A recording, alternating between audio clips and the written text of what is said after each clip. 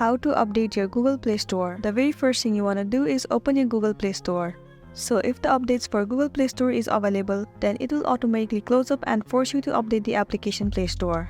Sometimes that's all it takes to update the Play Store. Now the next thing you want to do is head over to your settings. Moving to apps. Head over to the application Google Play Store. So right here what you want to do is tap on Force Stop and then tap on OK. Once you have done this, you need to go back and head over to your Play Store once again. Once you open up, it might update the Play Store right in front of your eyes. So this is the another way to go and update it. Now the next thing you want to try doing is head over to your settings once again. Scroll down and head over to System. Move into System Update. So right here if you see any kind of update, then you need to update it right away. After updating the system, it will automatically update your Play Store and you'll be good to go.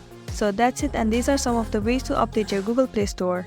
I really hope this video is gonna be helpful for you. Thank you for watching it till the end.